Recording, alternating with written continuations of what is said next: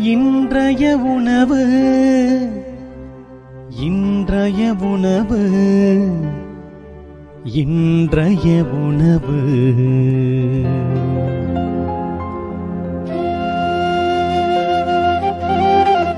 நற்செய்தி வழங்குபவர் தந்தை நிர்மல் ராஜ்.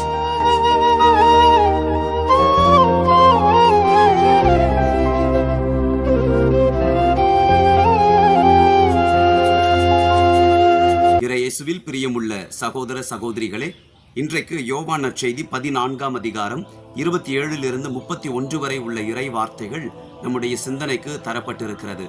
ஆண்டவர் தன்னுடைய அமைதியை சீடர்களுக்கு தருவதாக வாக்குறுதி கொடுக்கிறார். இந்த உலகமும் நமக்கு அமைதியை தரக்கூடும், ஆனால் இந்த உலகம் தர முடியாத அமைதியை நான் உங்களுக்கு தருவேன் என்று அன்றைக்கு சீடர்களுக்கு சொன்ன கடவுள் இன்றைக்கு நமக்கும் சொல்லுகிறார். இந்த உலகம் தருகிற அமைதிக்கும் ஆண்டவர் இயேசு தருகின்ற அமைதிக்கும் மிகப்பெரிய ஒரு வித்தியாசம் உண்டு. இந்த உலகம் தருகிற அமைதி நிரந்தரமற்றது, அது ஆதாயத்தை எதிர்பார்த்து கொடுக்கக்கூடியது. ஆனால் ஆண்டவர் இயேசு தருகின்ற அமைதி மிகவே வித்தியாசமானது. புயலுக்கு பின் அமைதி என்று சொல்லுவார்களே, அதுதான் இந்த உலகம் கொடுக்கும். ஆனால் புயலுக்கு மத்தியிலேயே அமைதியை கொடுக்கிறவர் நம் ஆண்டவர் இயேசு. வாழ்க்கை என்கின்ற புயலுக்கு மத்தியிலே இருக்கிற நம் ஒவ்வொருவருக்கும் ஆண்டவர் இயேசு கொடுக்கின்ற அமைதியை நாம் பெற்றுக்கொள்ள வேண்டும் என்று ஆண்டவர் விரும்புகின்றார். எசாயா புத்தகம் 53:7 நமக்கு சொல்லப்பட்டிருக்கிறது, அவர் ஒடுக்கப்பட்டார், சிறுமைப்படுத்தப்பட்டார், ஆயினும் அவர் தம் வாயை திறக்கவில்லை. அடிப்பதற்கு இழுத்துச் செல்லப்பட்ட ஆட்டுக்குட்டி போலும், ரோமம் கத்தரிப்போர் முன்னிலையில் கத்தாத செம்மறி போலும் அவர் தம் வாயை திறவாதிருந்தார் என்று இயேசு தன்னுடைய வாழ்க்கையில் படையிருக்கிற துன்பங்களுக்கு மத்தியிலே அவருக்கு உள்ளத்தில் இருந்த அமைதி எப்படிப்பட்டதாய் இருந்தது என்று இந்த வார்த்தை எசாயா வாழ்ந்த பொழுதே முன்குறித்து சொல்லப்பட்டதாக இருக்கிறது. அன்பானவர்களே, உண்மையான அமைதி, ஆண்டவர் தரக்கூடிய அமைதி எப்படிப்பட்டதென்றால், நாம் 1000 துன்பங்களை சந்திப்போம், வேதனைகள் நம்முடைய வாழ்க்கையை புரட்டி போடும், ஆனாலும் உள்ளத்தில் ஒரு அமைதி இருக்கும், ஒரு நிசப்தமான இனம் புரியாத ஒரு மகிழ்ச்சி இருக்கும் அல்லவா? அது ஆண்டவர் மட்டுமே கொடுக்கக்கூடியது. மத்தேயு நற்செய்தி 27ஆம் அதிகாரம் 39 44 வரை நாம் பார்க்கலாம். ஆண்டவர் சொல்லொன்னா வேதனையை சிலுவையிலே சுமந்து கொண்டிருக்கிற அந்த நேரத்தில் அவருடைய அமைதியை கெடுக்கக்கூடிய சூழல் நடக்கின்றது.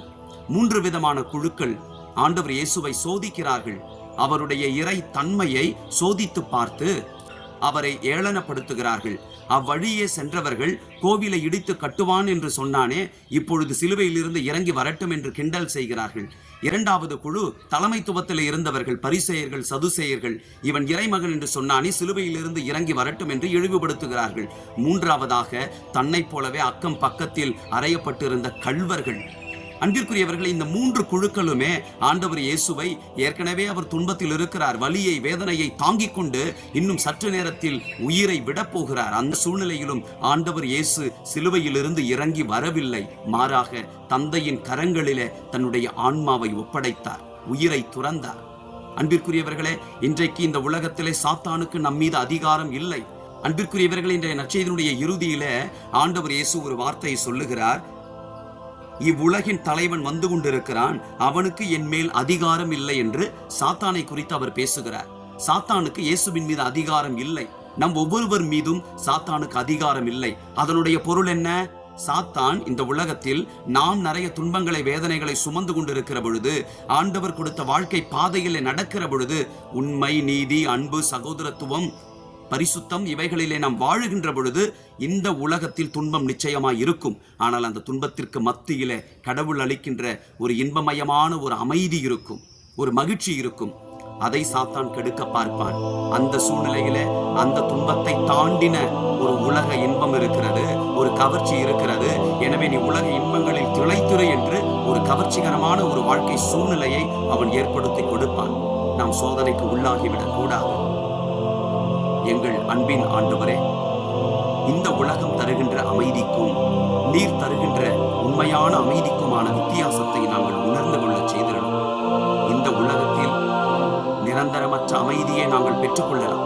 துன்பம் நேரிடுகின்ற பொழுது, உமக்காக வாழும் பொழுது, அவைகளிலே உமக்காக வாழும் பொழுது அதனால் ஏற்படக்கூடிய துன்பங்களை நாங்கள் முழுமையாக ஆண்டவரே நீர் காட்டுகின்ற பாதையிலே நாங்கள் நடக்கின்ற பொழுது துன்பங்கள் துயரங்கள் நேர்ந்தாலும் நாங்கள் அவைகளை பொறுமையோடு இருந்து நீர் தருகின்ற உள்ளத்தில் வைத்திருக்கின்ற இனம் புரியாத அமைதிக்கான உண்மை தன்மையை உணர்ந்து வாழ எங்களுக்கு வாழ்க்கையில துணிச்சலை தருவீராக. நீர் தருகின்ற வித்தியாசமான அமைதியை எங்கள் வாழ்க்கையில் பெரும் புயலை போல சூழ்நிலைகளை நாங்கள் சந்திக்க நேர்ந்தாலும் புயலுக்கு மத்தியில நீர் தருகின்ற அந்த அமைதி எங்களுக்கு மகிழ்ச்சியை தரும் என்கின்ற நம்பிக்கையில் தொடர்ந்து நாங்கள் போரிட்டு வாழ்க்கையில் ஜெயித்திட செய்திருடும் இயேசுவின் நாமத்தில் ஜெபிக்கிறோம் தந்தையே. ஆமென். God bless you.